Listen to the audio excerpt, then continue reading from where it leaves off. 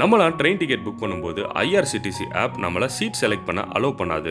அது எதுக்குன்னு உங்களுக்கு தெரியுமா? அதுக்கு பின்னாடி டெக்னிக்கல் ரீசன்ஸ் இருக்கு அப்படின்னு சொன்னா நீங்க நம்புவீங்களா? தியேட்டர்ல டிக்கெட் புக் பண்ற மாதிரி ட்ரெயின்ல நம்மளுக்கு பிடிச்ச சீட்டோ இல்ல கார்னர் சீட்டோலாம் செலக்ட் பண்ணி புக் பண்ண முடியாது. ஏன்னா தியேட்டர்ன்றது ஒரு ஹால், ட்ரெயினுங்கிறது ஒரு மூவிங் ஆப்ஜெக்ட். அதனால அதுல சேஃப்டியை தான் முதல்ல கன்சிடர் பண்ணுவாங்க. Indian railways ticket booking softwares எந்த மாதிரி டிசைன் பண்ணிருக்காங்கன்னா, நம்ம டிக்கெட் புக் பண்ணும்போது அந்த டிக்கெட்ஸ் எல்லாம் லோட கரெக்டா அந்த கோச்ல ஈவனா டிஸ்ட்ரிபியூட் பண்ற மாதிரி சீட்ஸ் எல்லாம் அலாட் ஆகும். இதை நான் உங்களுக்கு தெளிவா எக்ஸ்பிளைன் பண்ணிடுறேன். ஒரு ஸ்லீப்பர் கோச்சை இமேஜின் பண்ணிக்கோங்க. அது S1 இருக்கலாம், S2 இருக்கலாம், S3 இருக்கலாம், எதுவா வேணா இருக்கலாம்.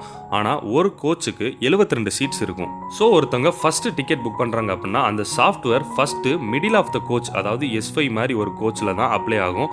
அந்த கோச்ல மிடில் ஆஃப் த சீட், அதாவது 30 இருந்து 40 நம்பர் சீட்டுக்குள்ள தான் அலாட் ஆகும்.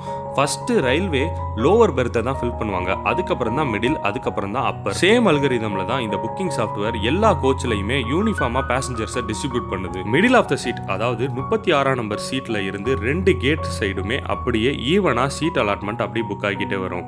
அதாவது நம்பர் 1க்கும் நம்பர் 72க்கும் நடுவில் உள்ள 36ல இருந்து 2 சைடுமே ஈவனா ஸ்ப்ரெட் ஆகும்.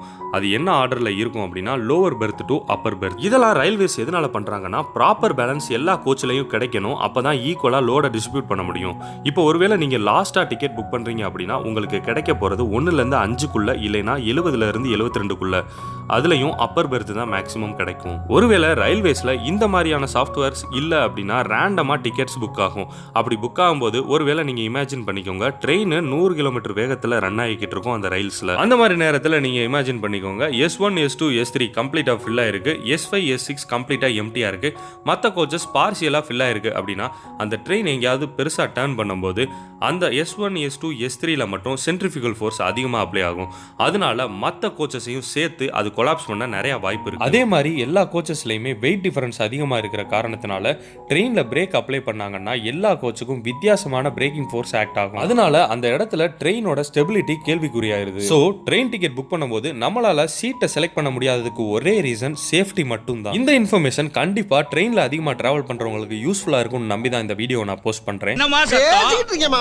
இதுக்கப்புறமாவது நம்மள மாதிரி பேசஞ்சர்ஸ் ரயில்வேஸோட இன்கன்வீனியன்ஸ் சீட் அலாட்மெண்ட்டை பிளேம் பண்ணாம இருப்போம்னு நான் நம்புறேன். IRCTC ஆப்ல ட்ரெயின் டிக்கெட் புக் பண்றதுல ஏதாவது டவுட் இருக்கு அப்படின்னா அதை தெரிஞ்சுக்க டிஸ்கிரிப்ஷன்ல உள்ள லிங்க்ல போய் பார்த்து தெரிஞ்சுக்கோங்க.